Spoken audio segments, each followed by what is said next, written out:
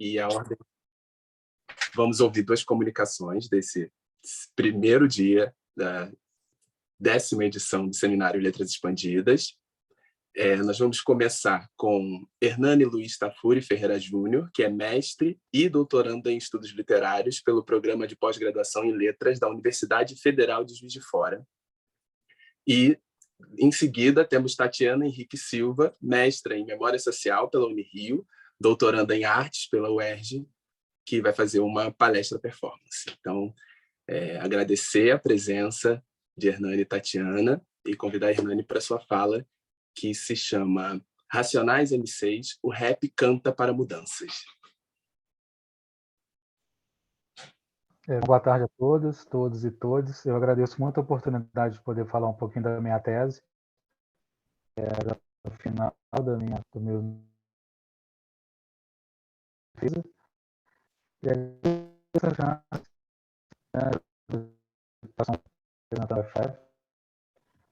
vou dizer. Hernani, está dando muita interferência. A gente não está te ouvindo. Hernani, está ouvindo? Sim. Talvez seja bom você... Eu estou ouvindo vocês. Você está no áudio, porque a gente vai ter dificuldade para te escutar na sequência, se estiver dando interferência. E aí depois Sim, agora vocês estão me ouvindo melhor? Sim. Sim, bem melhor. Então, gente, tá bom. Eu vou dar boa tarde novamente a todos vocês. Agradecer a oportunidade para fazer a minha comunicação. Eu vou fazer a leitura, então, do meu texto. Se eu tiver alguma interferência, alguma coisa, por favor, vocês me falem novamente. Como objeto de pesquisa, escolhi para minha tese a obra do grupo brasileiro de rap Racionais MCs.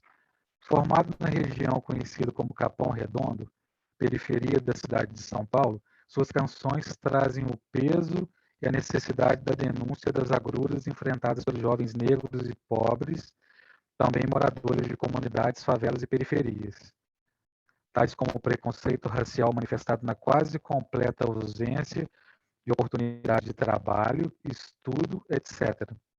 O quarteto escancara os diversos tipos de violência a que sua comunidade está sujeita, sendo a policial o braço estendido do Estado a marcar-lhes a carne.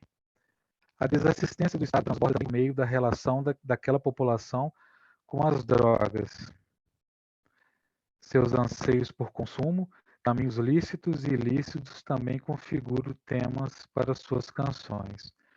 Os rappers, em sua essência, mantêm relação umbilical com sua gente, cantando-a sempre almejando elevar os pares. Suas canções nascem intrinsecamente ligadas ao local em que vivem, carregando em si espaço urbano, comunidades, favelas, quebradas. O cantar do rapper aproxima da fala, e suas canções, em sua maioria longas e direcionadas tanto a interlocutores que não pertencem a seu universo, governo, polícia, burguesia, etc., quanto a juventude negra que tanto lhe importa. São narrativas que têm como propósito salhar o status quo daqueles considerados responsáveis pela situação de precariedade pela qual vivem os indivíduos pertencentes a tais localidades, deixadas de lado pelo Estado. O negro rapper canta seu drama, conclama seus irmãos para uma reação pacífica através das palavras, conscientiza os jovens e promove debates. Atinge as classes contando histórias de suas mazelas, valoriza seus matizes, suas origens, sua voz é sua arma, sua vida, a munição que, disparada ao som das batidas sincopadas, cruza os ares como os navios cruzaram o Atlântico. Continua a cruzá-lo o oceano nosso de cada dia, atingindo ouvidos irmãos ou inimigos. O rap é o som do compromisso que o negro firma consigo, representando a todos, aos seus, aqueles de seu convívio, aquele com os quais divide a vida, a vontade por sucesso, as lágrimas pelo fracasso, as tentativas por melhorias, as mortes, as injustiças, a cadeia. O rap traz à tona o gueto, é narrativa que nos remete às tradições orais da antiguidade. O sujeito canta a ausência palpável, transita entre o mais notável da tecnologia e a falta de saneamento básico. Sua quebrada é parte de uma cidade que, para avançar, alija de sua modernidade, fazendo com que os porões do navio negreiro voltem a se refletir nessas regiões distantes da cidade. O rapper, enfim, é um sujeito mobilizado, incomodado, e faz de seu incômodo uma forma não só de aprendizado, mas antes de mobilização e engajamento. É através de sua experiência cantada que ele interfere na realidade, no espaço à sua volta, para que esse se modifique, para que as gerações de jovens que, como ele, ali sobrevivem, possam prosperar. Navio guerreiro. Sua voz não soa única, reverbera como representante de coletividade, voz aglomerada do cidadão comum a refletir sobre a condição de seu espaço. Brevíssimo panorama do movimento hip-hop. A consciência política do rapper, sua relação enraizada com a comunidade em que está inserido, suas canções de protesto, o avivamento da consciência do cidadão negro e de denúncia contra mazelas que sofre, são temas recorrentes nas canções do Racionais MCs, os quais aproximam o grupo das origens do chamado movimento hip-hop, que está ligado intrinsecamente às lutas e conquistas políticas dos negros norte-americanos a partir da década de 1960, tendo, por exemplo, dois dos mais importantes líderes do movimento negro, Malcolm X e Martin Luther King, assim como os Panteras Negras. No Brasil, as primeiras manifestações aconteceram em São Paulo em meados da década de 1980, com dançarinos ocupando a região central da cidade. O rap surgiria como um canto improvisado para acompanhar as manobras corporais do break. Os rappers cantavam na estação São Bento do metrô, improvisando ao som de latas, palmas e beatbox, que são imitações das batidas eletrônicas feitas com a boca. Em tradução literal, a expressão de língua inglesa hip hop significa pular e mexer os quadris.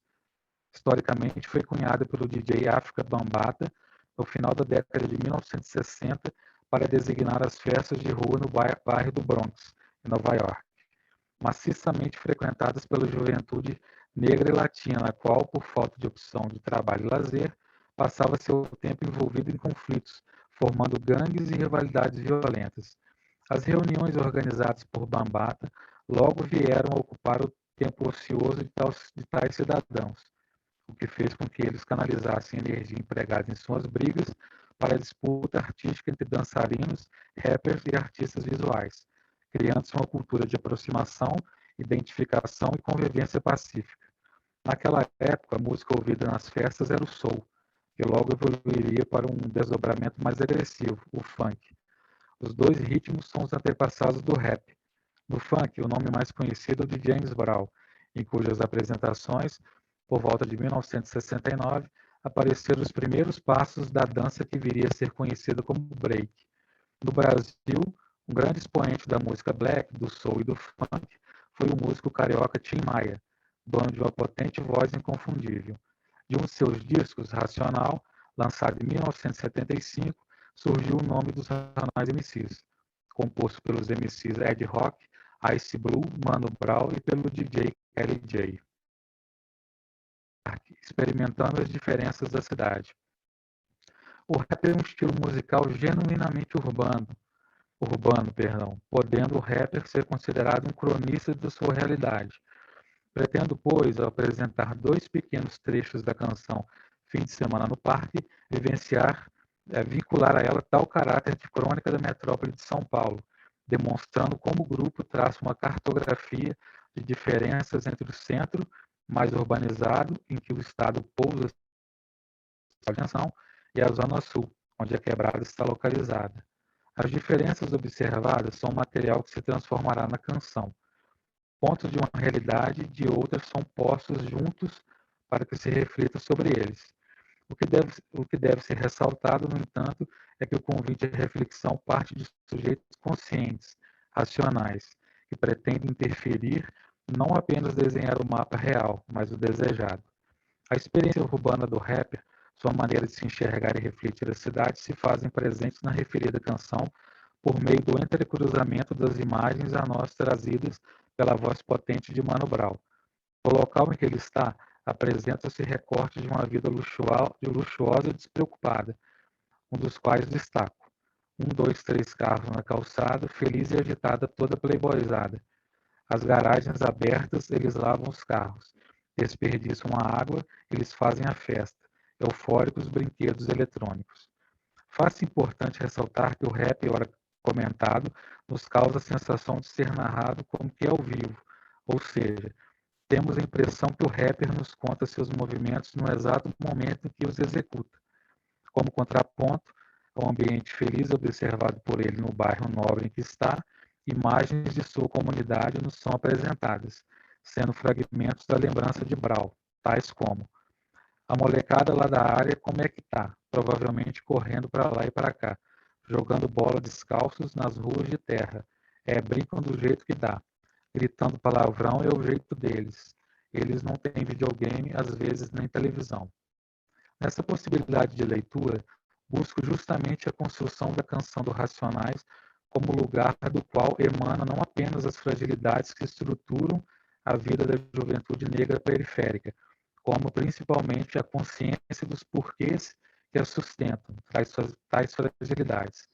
O grupo, ao montar um mosaico cujas peças são a fartura de desenvolvimento, oportunidades e até desperdícios vinculados à classe alta da sociedade brasileira, precisamente formado por cidadãos brancos, e a precariedade contra a qual lutam seus pares negros, pardos e pobres. Encara tais diferenças problematizando-as e colocando-as em discussão.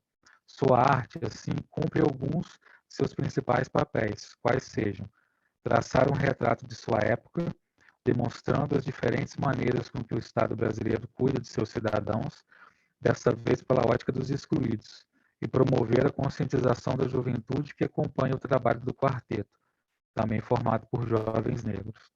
Ainda que o rap não garanta por si só imediatamente recursos materiais à população carente, sua importância se dá pela tentativa de interferência nessa realidade árida, buscando, através da informação, mudanças que gradativamente se possam reverter em alternativas à população que dele se rodeie. Seu discurso nasce do pensamento e da consciência de como se comportar envolto pelas adversidades cotidianas. A partir delas, o sujeito racional utiliza seu pensamento para se articular, firmando-se como voz de toda uma comunidade. A título de conclusão, rap como compromisso. Não se sai ileso de uma canção dos Racionais MCs. De alguma forma, o ouvinte do grupo é arrebatado pela potente rajada de palavras disparadas contra Estado, polícia, drogas, criminalidade, contra o alívio no final. Suas canções são compostas para incomodar, transtornar os de lá e os de cá, aqueles já enumerados, esses, a comunidade de negros pobres, abandonados, periféricos, em detrimento de qualquer perspectiva de simples diversão. Não se consegue sair distante das canções dos Racionais MCs. A mente muda. É impossível não perceber a crueza da realidade de um menino com a arma nas mãos. Um menino fictício, inventado, mas que é reflexo de inúmeros reais, de carne e osso, que habitam as esquinas das grandes cidades brasileiras, que não vão à escola senão para comer, quando vão, e há quem lhes rouba esse direito, fazendo falcatrua com o dinheiro destinado à sua merenda. Realidade. Ladrão branco de colarinho. Impossível sair limpo de uma canção dos Racionais MCs. Pensar que muitas famílias se desfazem pelos efeitos devastadores do consumo excessivo de álcool. Filho que mata os pais. Violência contra a mulher e feminicídio tipificado em lei. Realidades presentes nas canções. A polícia é temida. A criminalidade não é solução. A vingança é uma prática que não se come, cospe-se. O campo das ideias, pois o rap opõe o diálogo, a mediação dos conflitos. Terrorismo concretizado pelo sucesso dos marginalizados entre os playboys. Espero ter conseguido situar o propósito de engajamento dos Racionais MCs e seu vínculo com a comunidade de que é oriundo. Reitero a ligação do grupo com os desafios de seu tempo, seu compromisso com a leitura, a intervenção e tentativa de dar forma e sentido à realidade que o cerca. Muito obrigado a todos vocês que me ouviram até agora.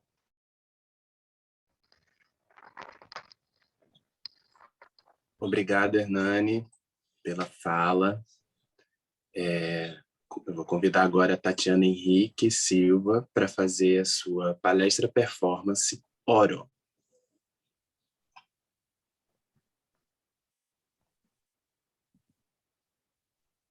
Olá, boa tarde a todos. Oró vem do Iorubá, é uma palavra em Iorubá, que significa palavra.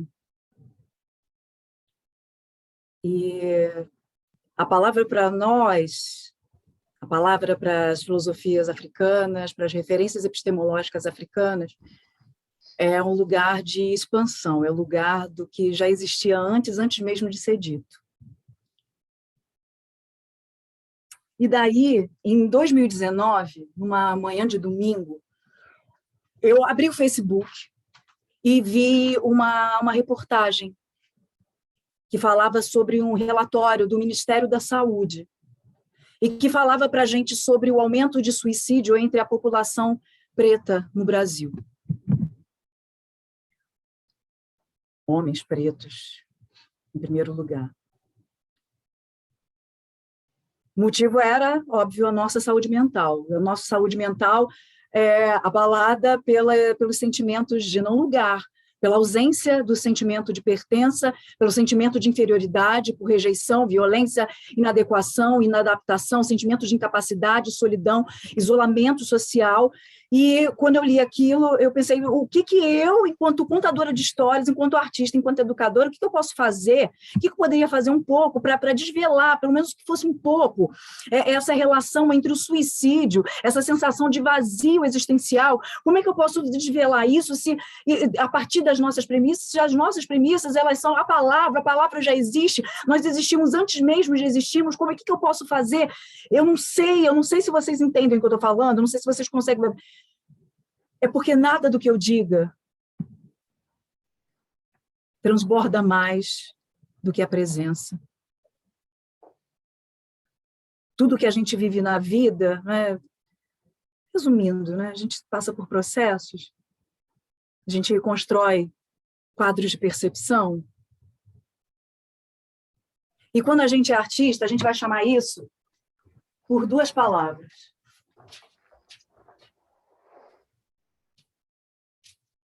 Poética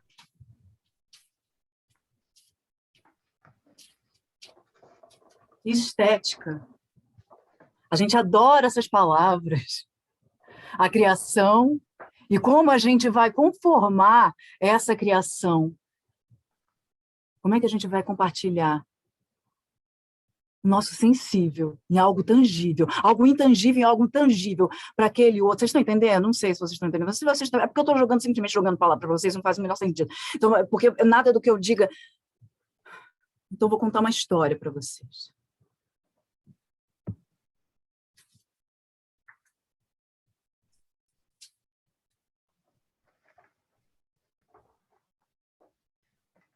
Oi.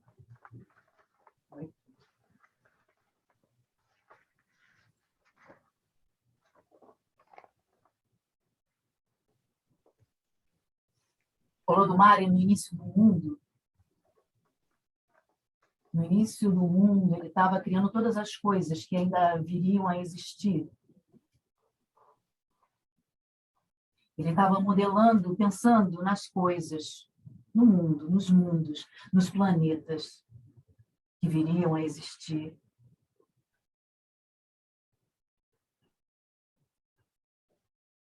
Ele, então, uma das primeiras coisas que ele criou foi o bom, a sabedoria. E depois criou Imó. E depois criou Oiê. Imó, o conhecimento, Oiê, a compreensão. Criou as três. E as três queriam dar pitaco no que ele queria construir, no que ele queria conformar. Mas o Olodumare queria continuar no seu infinito, criando, e disse ao bom, disse ao Oiê, e disse a Imó, vão pelo universo e busquem um lugar onde vocês possam ficar, porque aqui não tem mais nada para vocês, vão. E o bom, o Oiê e o Imó foram pelo infinito Só que no infinito, aonde elas foram buscar outro lugar, não adiantava, elas não achavam nada, nenhum lugar que fosse o suficiente, então elas voltaram para o Olodumare, e quando elas voltaram para o Olodumare, elas voltavam zumbindo, elas zumbiam no ouvido de Olodumare, zumbindo, e Olodumare não conseguia continuar criando, e zumbiam, e Olodumare não pensou duas vezes, e não. Engoliu as três. Só que as três continuaram zumbindo dentro do Olodumare. Então, ele viu que não adianta nada, elas não iam ficar quietas, então ele regurgitou e disse a elas, vão até a Terra, vão até o planeta Terra, porque lá vocês vão ser necessários, lá eles vão precisar da sabedoria, da compreensão e do conhecimento. Mas não vão sozinhas, vão juntas. As três, então, elas se uniram. A sabedoria, o conhecimento e a compreensão se uniram e se transformaram em Oro. A palavra mesmo antes dela ser manifesta.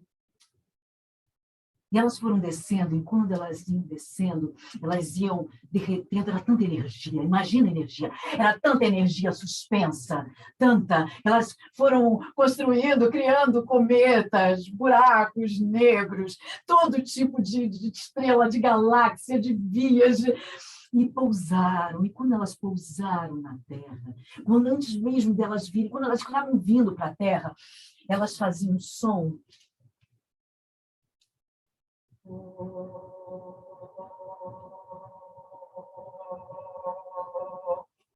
Não adianta, eu não vou conseguir traduzir Ró para vocês, vocês só aceitem, tá? Que é Ró, é isso.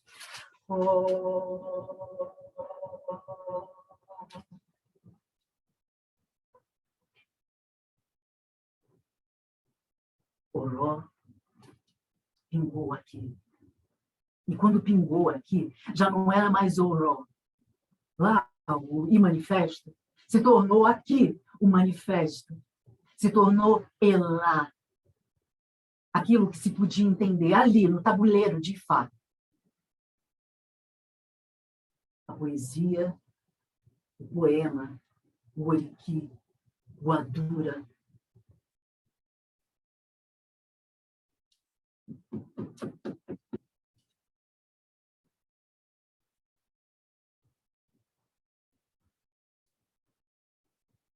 Mas não termina por aí, não. Porque disse que naquele exato momento em que Oró, que se tornou Elá, que se tornou manifesta ali no Opon, ela continuou pingando, pingando, e pingando, e pingando, e pingando. E a cada vez que ela pingava de um modo diferente, ela pingava como a poesia, ela pingava como a escultura, ela pingava como a pintura, ela pingava como a performance, como o teatro, como os encantamentos, como as ciências que hoje a gente conhece. E disse que continua pingando por aí. Cinema, TV, palestra, performance.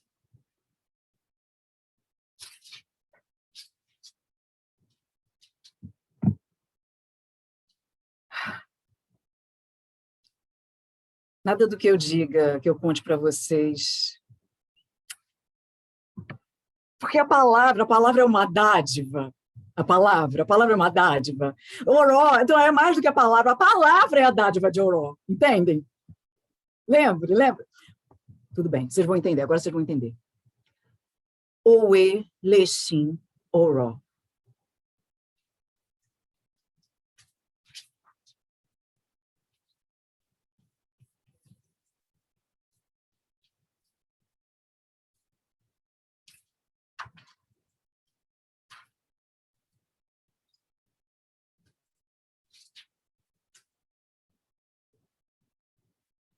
As formas artísticas são o cavalo das palavras. As palavras são ideias, são alta força, suspensa, lá.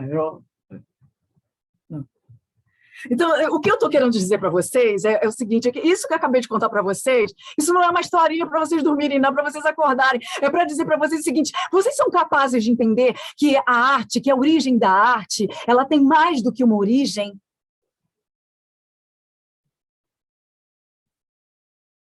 Que o que era antes, então, o que não existia antes, ou melhor, o que não existia se tornou o que existia e continua se tornando as coisas que podem existir. Então, não existe poética e estética, existe poétnica. E estética. Cada grupo, cada momento, cada recorte, cada período, em cada opom-ifá, em cada tabuleiro, em cada palco, em cada escultura, em cada pedaço do planeta Terra onde ela pingar, Oró vai pingar e vai ser chamada diferente, não existe. Vocês podem aceitar que a origem da arte é mais do que uma, que é uma cosmopoética, que é uma cosmoestética, que é uma estratégia ancestral da presença?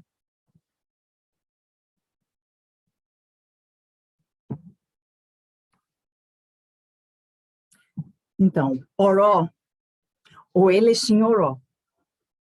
Oró precisa de um suporte, de um cavalo para se fazer presente, porque lá em cima ela já existe. Ela já existe. Mas ela vai mudando de forma aqui, ela vai encontrando formas para existir. Ela vai se lembrando de como existir. A Lélia Gonzalez, ela chamava essas memórias da gente de amefricanidade.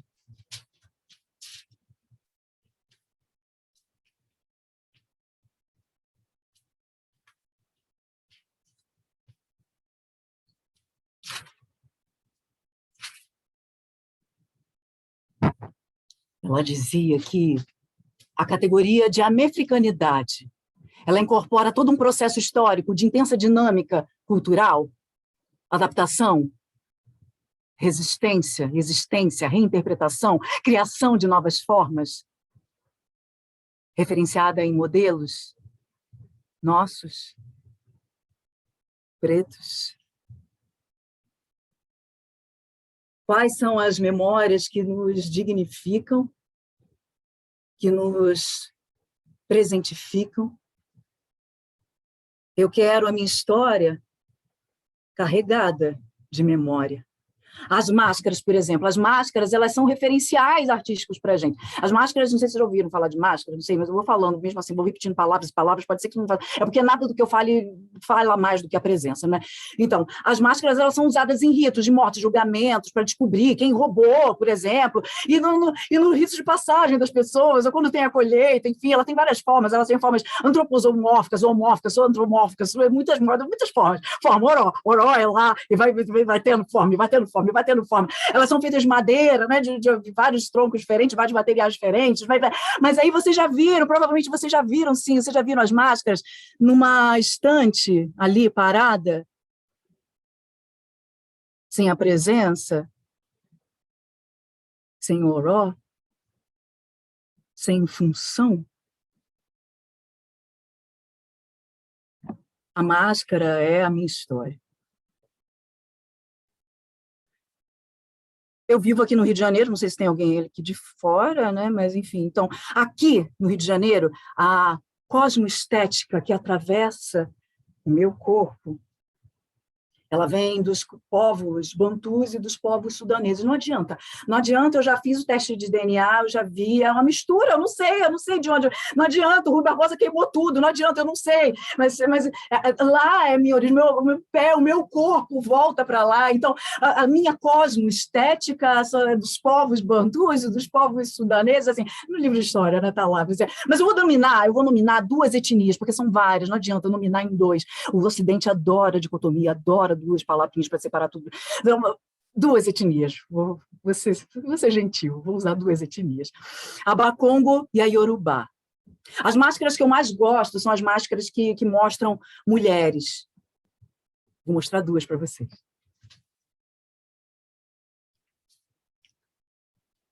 Essa aqui é a Geledé, iorubana. Ela presentifica as grandes senhoras, a força das mães, das mais antigas. Mas e a mim?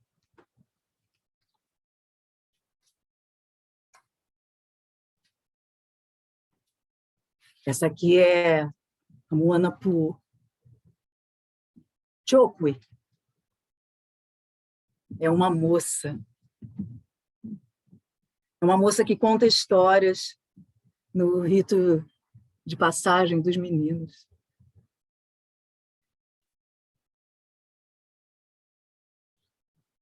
O corte na minha história nos fez muitas cicatrizes.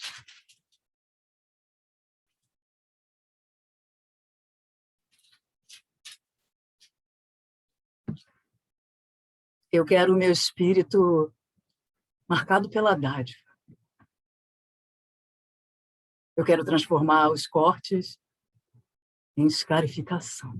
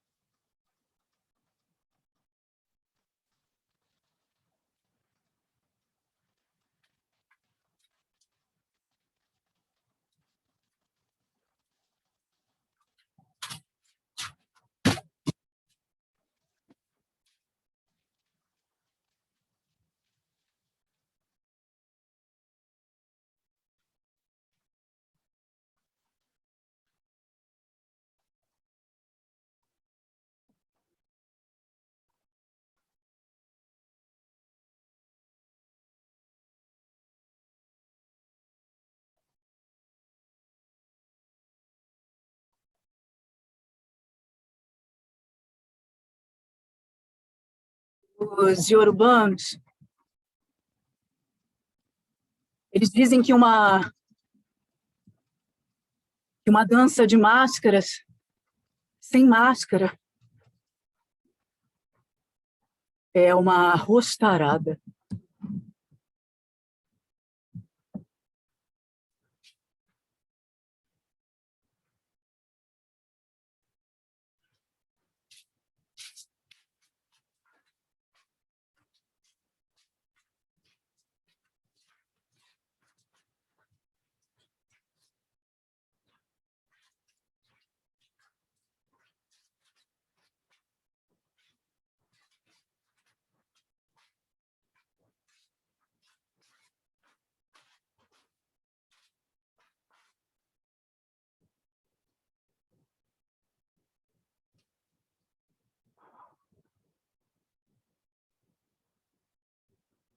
Eu não sei se vocês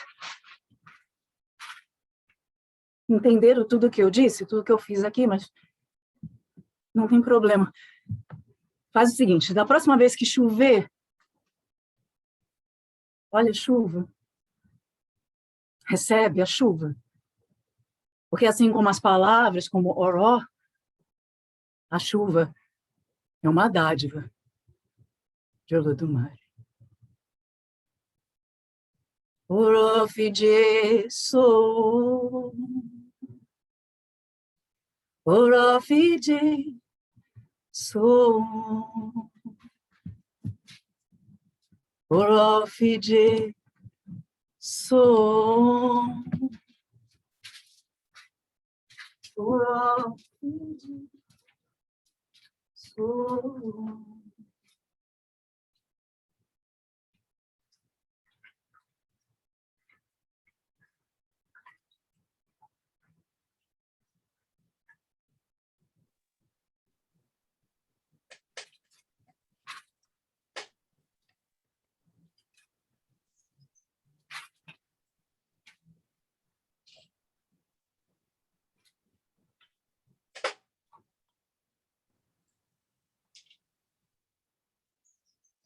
Obrigado, Tatiana, bravíssima.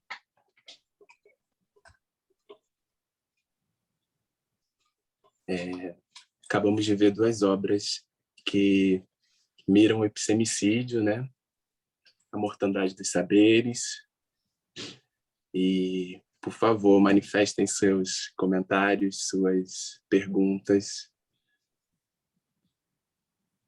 Já estou vendo várias manifestações, na verdade. Mas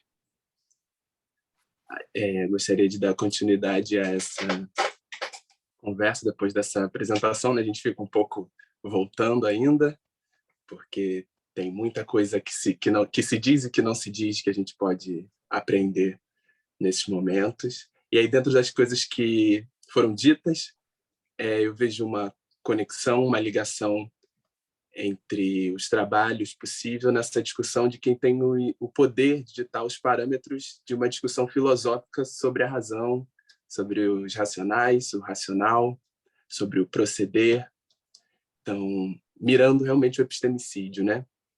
Nossas autoestimas, nossos saberes sendo realocados e habitando lugares que já foram negados. E é isso, a partir do momento em que a gente tem contato com esses saberes, tudo se modifica. É um acontecimento mesmo.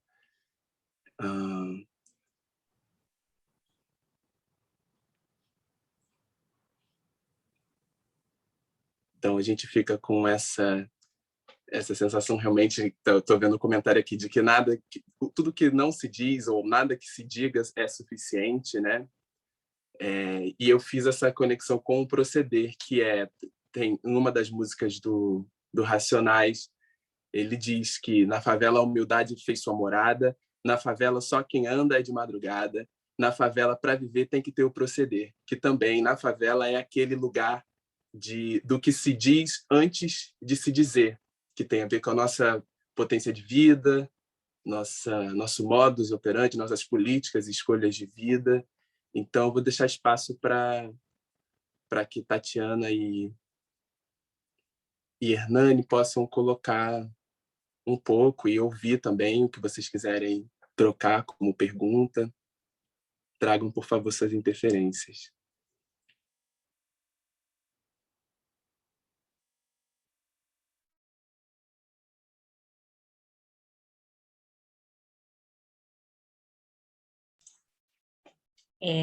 Vou falar. Eu não tenho nem pergunta, assim, na verdade eu tendo a ficar calada porque eu venho de uma outra área, eu faço doutorado em literatura hoje, mas eu sou formada em marketing, empresa, meritocracia, tal, né? Eu venho desse lugar aí. E há uns 6 anos eu entrei nessa área da literatura e vejo como a arte, na Abrali, que é a mesa que eu participei esse ano, era a arte como um direito. Né? Então, como a arte ela se insere nesse lugar de um direito de falas, de vozes, e cada vez eu prefiro ficar mais calada ao ver 2 apresentações como essas, uma performance dessa da Tatiana, assim, é um aprendizado. Mais uma vez, a gente, no LETEX do ano passado, uma das meninas falou assim, você não tem mais que aprender com a gente. Você já, não falou para mim, falou geral, né? Você já deveria saber disso. E eu achei muito potente isso que ela falou, que é assim, a gente às vezes se colocar, eu estou aprendendo muito com você, então vou mudar. Eu já deveria ter mudado, já deveria estar sabendo, nunca deveria ter agido da forma como agimos, né? E aí eu estou falando no lugar de branca. Então, assim, eu não tenho nem pergunta a fazer, é realmente acolher e, de alguma forma, eu até me envergonho, assim, às vezes, de pertencer a essa raça tão opressora, quando a gente escuta, né, o que vem, essas vozes racionais, etc. Então, era só isso que eu queria deixar. Eu prefiro muito mais ouvi-los, mais e mais. Tiago, Sim, posso fazer um comentário? por favor. Na verdade, é para o Hernani. Eu tive alguma dificuldade de ouvir a apresentação, por conta do problema técnico do fone, mas eu fico muito angustiada, um pouco aflita, quando ainda hoje, ao falar de periferia e da cena do rap, ainda seja muito voltado o foco para a periferia de São Paulo e para os Racionais MCs, né? Porque tem toda uma geração nova fazendo rap, que parece que fica um pouco invisibilizada nesse nosso espaço mais acadêmico, né? Tem o BK da Lapa, que é do Rio, tem o Baco Show do Blues, que é de Salvador, tem o Djonga, que é de Minas, e me parece também que as urgências são outras também hoje.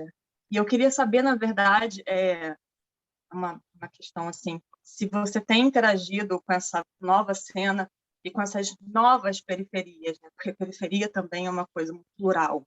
Não existe uma periferia, mas periferias. E como que você se lida com isso? Você tem alguma interação ou, não sei, só uma inquietação minha mesmo? Fico sempre um pouco aflita de ouvir. Ainda hoje, sempre um foco muito Racionais MCs. Não que não seja importante, claro, mas, enfim, tem toda uma outra geração que está aí também com outras questões, outras pautas, e, de repente, seja legal trazer também um foco, né? Bom, Daniel, obrigado pela pergunta, né, pelo comentário também. Eu acabei escolhendo o Racionais MCs para minha tese.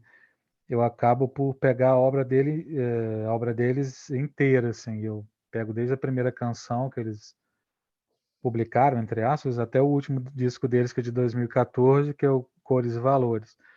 Então eu traço um panorama justamente do que você está falando, do início deles, essa questão, né, de trazer a periferia, de trazer as necessidades dessa periferia do final dos anos 80 e início dos anos 90, até agora, no último disco deles de 2014, cujo foco já é completamente diferente.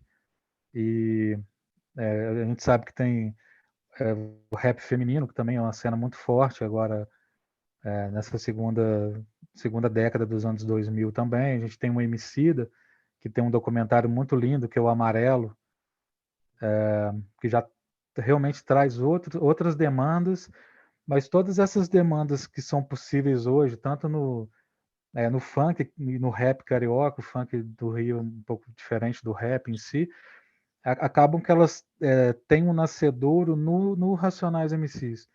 O Racionais MCs é o grupo que abriu a porta para as novas gerações do final dos anos 90, início dos anos 2000, para chegar onde a gente chegou agora, para as novas demandas que a gente tem agora, para a visibilidade da arte negra, do rap em si mesmo, dessa voz que não necessita de instrumento musical, não necessita de uma aparelhagem todo grandiosa, mas sim mais da voz do cidadão. Então, essas questões que você levanta, novas questões, elas são atravessadas pela obra do Racionais MCs, tanto na produção propriamente dita do grupo. Eu repito que eu abranjo toda a obra deles na minha tese, e essa nova turma do rap Emicida e todos que você citou, bebem muito dessa fonte. Então, eu acho que o Racionais MCs ainda é atual. Em 2017, para finalizar minha fala, a Unicamp adotou o Sobrevivendo no Inferno, transformou o disco Sobrevivendo no Inferno do Racionais de 97 num livro, e é uma obra pedida no vestibular. Então, quer dizer, é o cânone reconhecendo a obra da marginalidade em si. Então, pelo Racionais ser esse grupo que abriu a porta para os outros, ainda continua não só contemporâneo, mas importante para a pandemia. Queria pedir a Lúcia Helena, se por acaso ela quiser falar no microfone, tem uma pergunta bem interessante aqui para, acho que para Tatiana, acredito, foi durante a apresentação dela. Lúcia, se você quiser falar, se você não for falar, eu vou ler a sua pergunta. Oi, tudo bom? Maior prazer, eu vim aqui convidada pelo Luiz Fernando Pinto. Só um minutinho.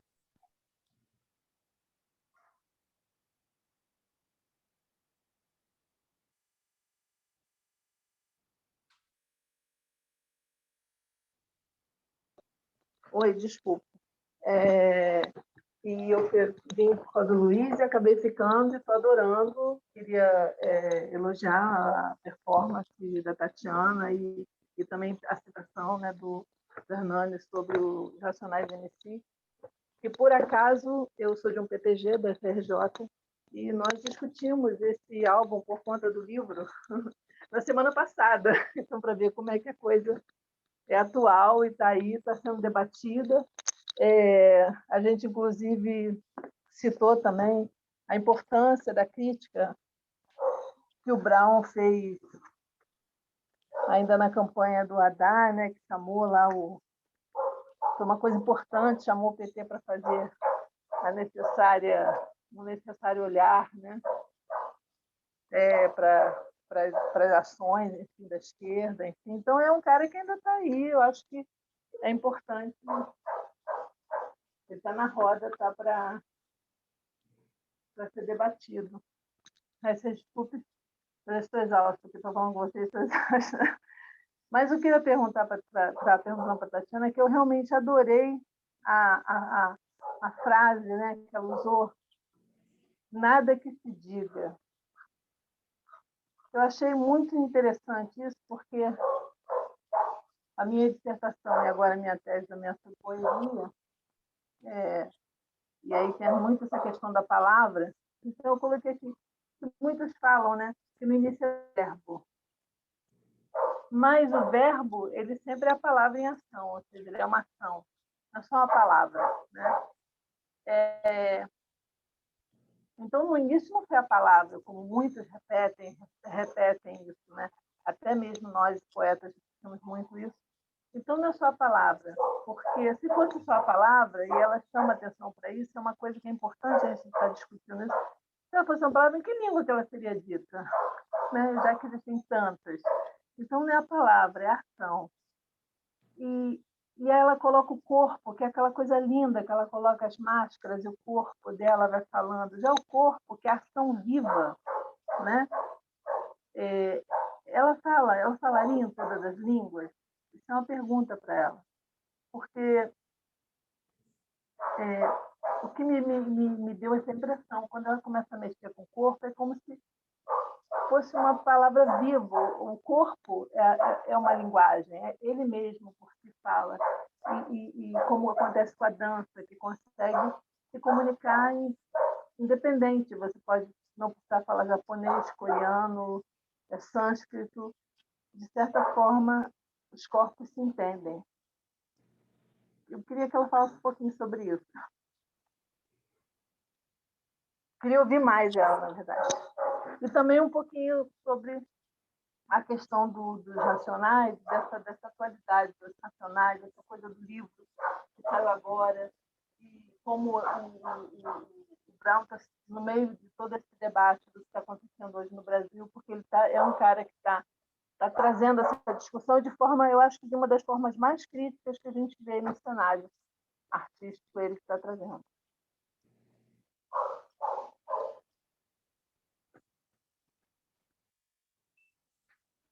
Bom, tem pergunta para os dois. Quem que vai começar falando? Tati, quer falar? Pode ser, pode ser. Gente, eu moro numa esquina, tá? Eu moro numa encruzilhada. Então, tá no horário de buzinaço, então, se vocês ouvirem, é isso, tá, que está acontecendo. E aí, falando em encruzilhada, Lúcia, eu não sei se não falamos todas as línguas, né? Mas falamos uma, a partir da qual a gente esculpe o mundo. Na verdade, eu vou começar antes. Não há um anseio de se tornar universal. Porque a proposta, a necessidade, o anseio, a angústia da universalidade, ela nos leva justamente ao epistemicídio. E é justamente isso que, por exemplo, nessa proposta, né, ou em outras propostas dos povos originários, né, dos povos de terreiro, os povos quilombolas, a gente não quer ser universal, a gente quer existir, e que compreendam os nossos conceitos, as nossas energias, os nossos atravessamentos nesse existir e nesse coexistir, né? Então, nisso sim, há diferença, justamente o louvar, o chamar a presença, né, a nossa presença, a se presentificar, a diferença, a divergência. A diversidade, ela só vai ser construída, ela só, a meu ver, né, no meu sentir, no meu perceber, ela um ambiente diverso, ele é construído pela divergência, e divergência não é discussão, é discussão no sentido negativo, no sentido de destruir, de destruição, mas é no sentido de entendermos quais são os pontos em que nós podemos conviver, né, e que nós podemos aprender. São perspectivas. Quais são as perspectivas de existência? São perspectivas xenofílicas ou xenófobas? Né? Como é que você encara o outro? Né? Ou você chama esse outro de outro? Ou você chama esse outro de alguém? De um mais um? Por exemplo, na perspectiva de terreiro, do candomblé, a gente tem uma maneira de se referir à vida, à possibilidade dessa divergência, como a partir da perspectiva de Exu, por exemplo, que é o mais um, é sempre o mais um. O mais um não é que há mais um, esse mais um é o infinito, é sempre mais, é mais, é mais. Então, existem muitas maneiras de existir, existem muitas maneiras de manifestar, existem muitas maneiras de coexistir. E a corporeidade é a cabaça onde há esse atravessamento entre essas esferas da emocionabilidade, da racionalidade e da espiritualidade, ou da espiriticidade, como diria o Ed Noble, ou o atravessamento do tempo, do espaço e dos espíritos, não é? Então, nesse sentido, isso para as artes, de algum modo, para as artes, para a educação, isso nos traz uma perspectiva de entender a riqueza, a abundância de aprender, de ouvir perspectivas diferentes de existir. Porque, por exemplo, na questão de uma construção poética ou de uma construção textual qualquer, uma narrativa, né? Eu sou contadora de histórias, né? Então eu fico me embrenhando nesse entendimento de entender como é que vários povos, a partir dessa perspectiva de Oró mesmo, constroem as suas narrativas, né? Em relação a essa tríade, né? Esse tridente do tempo, do espaço e do espírito, né? E daí eu não automaticamente, mas fui caminhando para me encontrar com a neurociência, por exemplo, e com a questão da neuroplasticidade. E como as narrativas, como cada povo, cada grupo societário vai construindo as suas narrativas justamente para honrar o seu modo de narrar, de construir, de esculpir o seu corpo, de esculpir o seu verbo, de esculpir as suas experiências com relação aos seus entendimentos com relação ao tempo, ao espaço e ao espírito. Quando eu digo espírito, eu estou falando de personagens, por exemplo, né? Mas eu falo espírito porque para a gente, a partir da minha perspectiva, né, é uma afroperspectiva, porque para a gente trabalha com um tempo, uma noção de tempo espirálico, que é o que eu estou fazendo agora, o que eu estou dançando agora, o que eu estou dizendo agora, eu não estou dizendo sozinha, eu não estou dançando sozinha, eu não estou atuando sozinha, não é? A perspectiva da ancestralidade, ela não é somente papo Haribo, ela é um papo, ela é um conceito, ela é uma ideia, justamente para nos fazer expandidos, para buscar, para a gente entender que a gente não está inventando a roda, que a gente tem outros que criaram antes da gente, e que é nosso dever, na verdade, continuar como aquele símbolo lindo, né, da sankofa, né, que está com seus pés e seu peito virado para frente e a sua cabeça com seu ovo para trás, porque daqui a pouco esse ovo vai chocar e também vai andar para frente. Então, o tempo inteiro é o atrás, que está aqui comigo, está aqui nos meus ombros, está aqui com as mãos comigo, que está aqui, que está sendo vibracionado aqui neste momento agora, nessa partilha de tempo, né, de experiência com a gente, e que agora mesmo, neste momento, esse antes e esse agora, ele está construindo a continuidade, né? Então, é essa perspectiva desse tempo. E neste corpo mesmo, há esses espíritos todos juntos, os espíritos ancestrais que virão, os ancestrais do futuro, os ancestrais do passado, e eu em construção ancestrálica também, né? Então, são todos esses vieses. Então, eu acredito que seja isso, né? Seja essa caminhada, né? Eu tenho entendido assim, que é essa caminhada que pode construir com a gente uma perspectiva multidimensional, multiversal, né? de existências, de possibilidades de dizer. Precisamos dizer, não deixar, dizer pela nossa voz, não deixar que nos cale e continuar dizendo.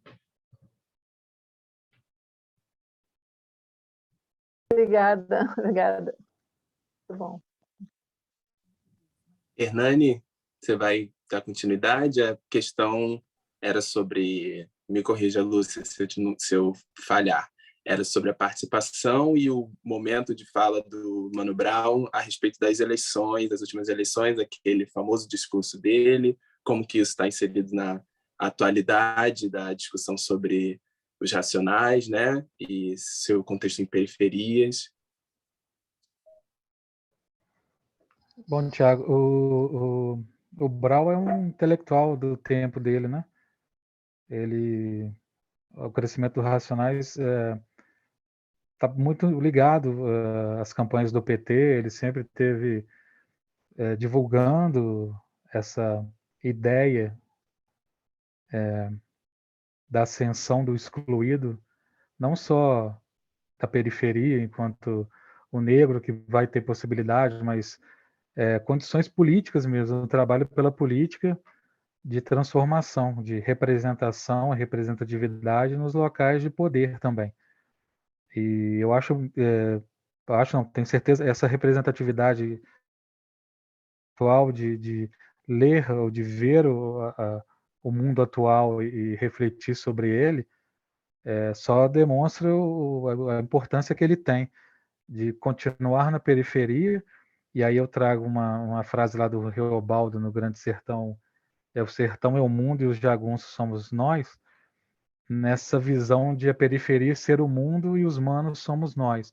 Essa construção do Brau intelectual como ativo do tempo dele. É assim que eu vejo essa presença política também do Mano Brown e do Racionais junto a essas manifestações, tanto diretamente ligada ao PT e essa tentativa constante de mudança e crescimento para que as coisas realmente saiam do lugar, né?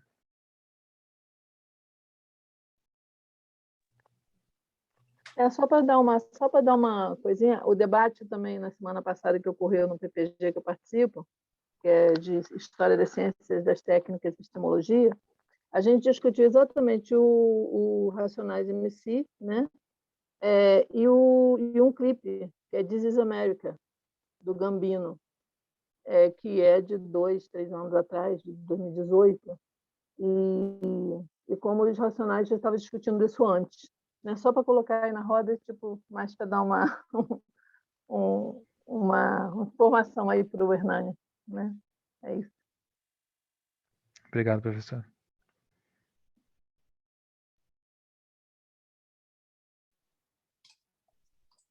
Eu sinto também nas perguntas aqui, nas colocações, estou procurando ver se tem mais alguma pergunta que alguém queira fazer, mas está muito exposto também uma colocação sobre os não lugares, né?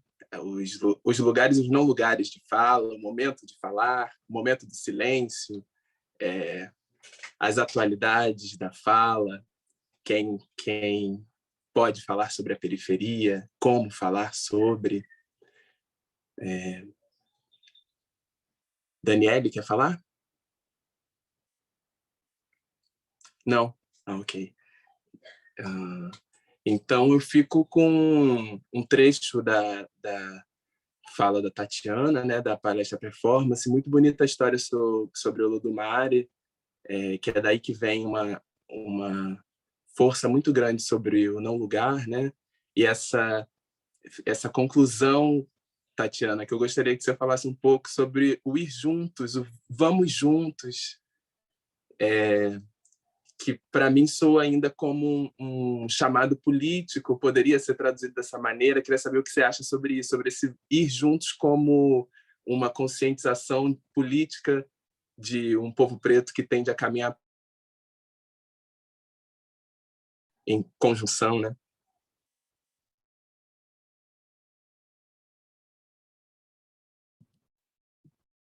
Sim.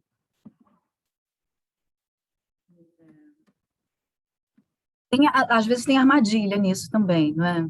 Porque justamente nessa pegada da diferença, né? E junto não quer dizer que eu vá ser o mesmo que você, né? A gente ainda vive num ethos, né? Enfim, o ethos brasileiro, né? O modo de ver a nós, pessoas pretas, né? Ainda está carregado de uma tentativa de bidimensionalização dos nossos espíritos, né, das nossas referências, de quem nós somos, né, das nossas psiques, ou seja, uma negação da subjetividade, né, das nossas subjetividades. E vamos lá, vamos pensar até numa perspectiva, né, panafricanista, né, como eu gosto de apontar. Se a nossa referência é continente africano e o continente africano diaspórico, nos pensarmos como africano diaspóricos, né? Se a gente for pensar lá, a partir de lá e para cá, lá, pelo menos, a gente tem cerca de 3.000 etnias, vamos dizer assim, tá, tudo bem, alguns grupos étnico-linguísticos conjuntos, mas 2.000, vamos pensar assim, enfim, ainda assim a referência é essa, né? É de 1.000, da casa do milhar, né? Se pensarmos, então, as possibilidades, como diz aí, vou recorrer ao Eduardo Glissant, né, quando ele fala de criolização, então, da criolização como uma estratégia, né, dos nossos ancestrais africanos diaspóricos, de construir, negociar, bem nessa pegada da mefricanidade da Lélia, né? Culturas aqui, então a gente pode pegar, então a gente tem mais grupos ainda, né? 2.000 e tantos, né? Então, como é que a gente não cai, como é que nesse ir juntos a gente não cai na armadilha da branquitude, da ocidentalidade, de ainda nos chamar de negros? Porque a palavra negro, ela apaga a subjetividade das nossas referências, das nossas belezas, das nossas estéticas, não é? Das nossas cosmoestéticas, das possibilidades tantas que a gente nem sabe aqui no Ocidente que possam existir sobre a criação das artes, por exemplo, né? Sobre a criação do mundo, que tenham sido perdidas, estão perdidas talvez para sempre. Estava ouvindo até aqui no finalzinho do encontro anterior, a fala de uma das participantes sobre uma mais velha, originária, né, que morreu e foi com ela, levou com ela todos os cantos, não foi isso, Tiago? Sim, a Randra estava falando sobre isso. Pois é. Então, conosco também acontece isso, né, esse lugar. No entanto, ainda assim, mas isso é para a gente, né, isso é para a gente aqui, dentro da nossa subjetividade.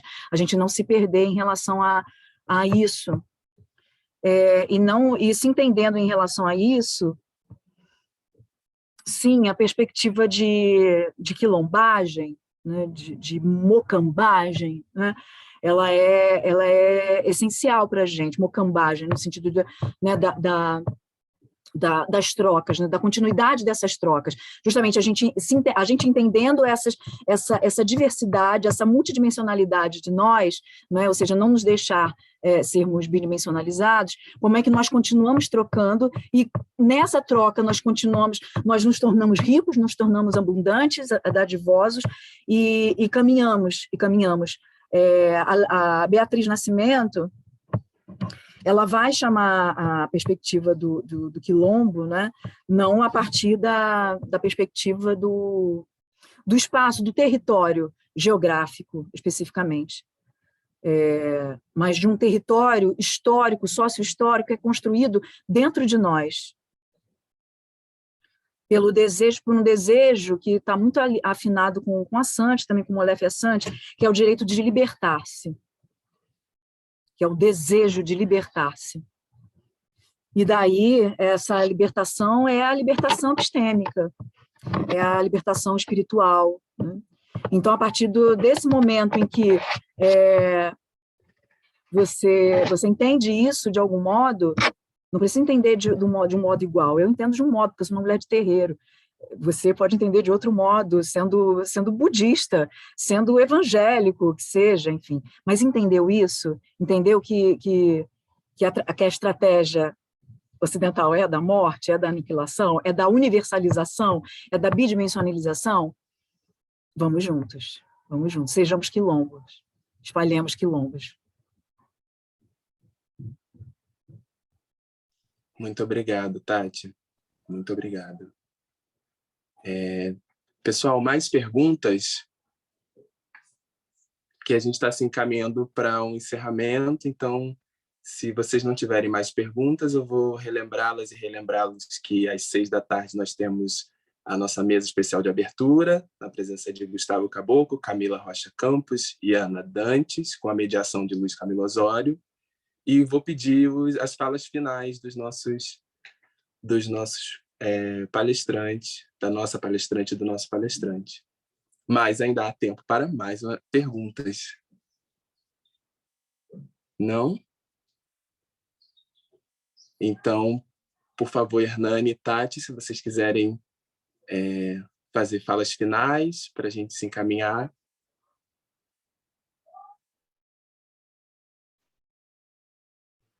Eu só queria agradecer pela oportunidade de falar sobre os Racionais, parabenizar a Tatiana, parabenizar a organização e agradecer muito, realmente muito obrigado pelo espaço.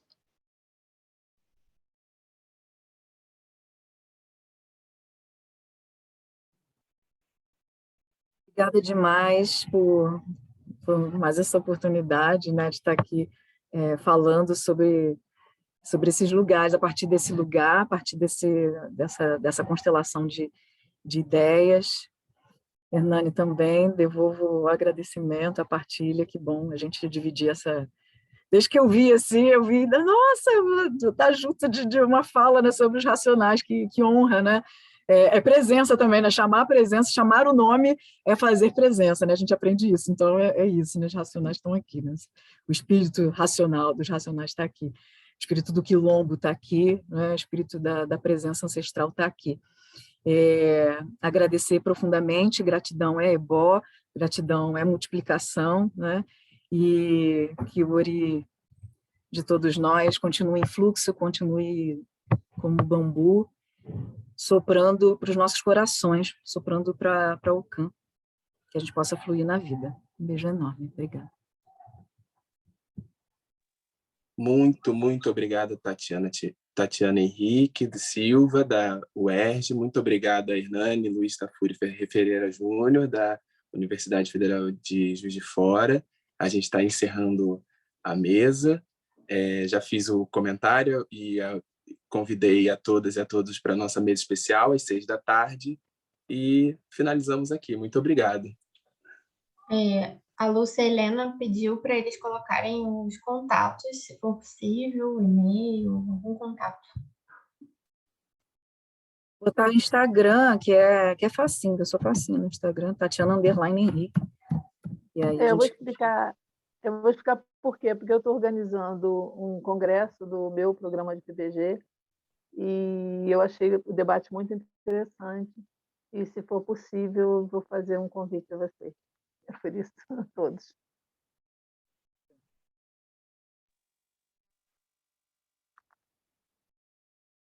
Alô, Tati, o seu Instagram que você tem, né? Isso. É Tatiana Henrique? Isso, Tatiana, _, aquele tracinho de baixo, né? Aham. Henrique, tá. Aí de lá eu escrevo o e-mail para você, que é muito grande, muito complexo. Eu gosto de coisa... Tá certo.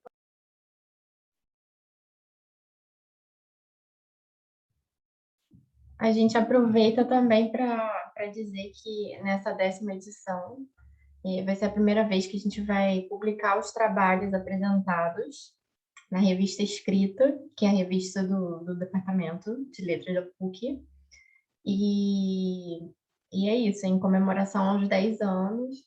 A gente vai ter também uma mesa especial na quarta-feira, com vários participantes,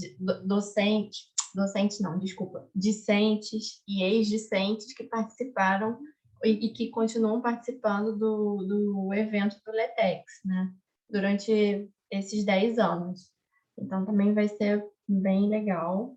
E na sexta-feira, encerrando, a gente vai ter a mesa especial com o Luiz Antônio Simas e a Tereza Cristina. E aí eu não preciso nem, né, dizer que vai ser o grande final. Então é isso, gente. Às 6 horas a gente volta para a mesa de abertura, como o Thiago falou. Se vocês quiserem, pode fechar a câmera e já ficar conectado. Ou se quiser, pode sair e entrar depois de novo também, não tem problema. Tá bom? Obrigada.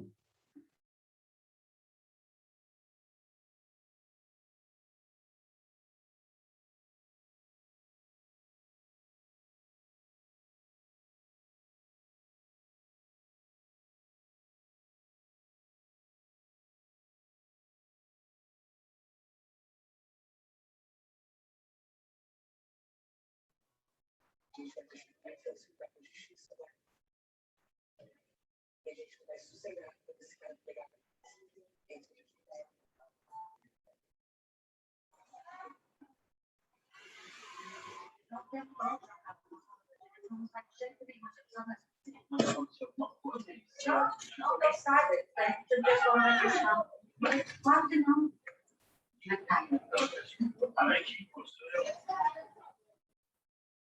Foi um